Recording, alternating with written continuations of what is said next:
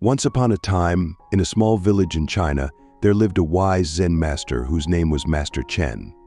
People from far and wide came to seek his counsel, for he was renowned for his profound wisdom and gentle guidance towards enlightenment. One sunny morning, as the birds sang melodies of hope, a young scholar named Kaito arrived at Master Chen's humble home. He was eager to unravel the mysteries of Zen, believing his intellect and vast knowledge would make him an adept pupil.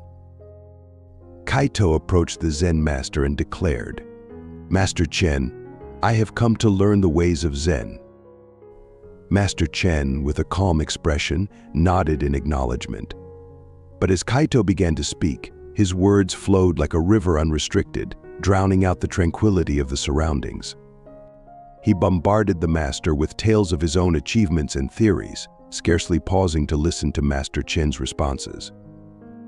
Sensing the scholar's restless mind, Master Chen proposed they share a cup of tea. With graceful movements, he poured fragrant tea into a delicate porcelain cup until it overflowed, spilling onto the table and cascading onto the floor like a miniature waterfall. "Stop! The cup is overflowing," exclaimed Kaito, his voice tinged with urgency. Master Chen looked upon him with a knowing smile.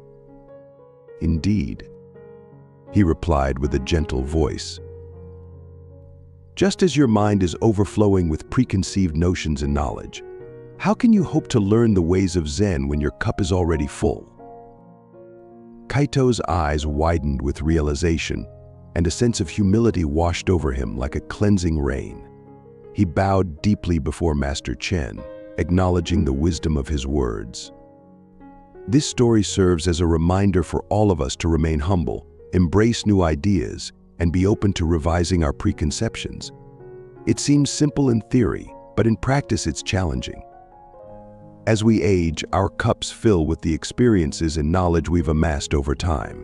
When confronted with differing perspectives, it's all too tempting to reshape others' words to align with our existing beliefs. So, entertain new thoughts and opinions. Even if you disagree, try to grasp the reasoning behind them.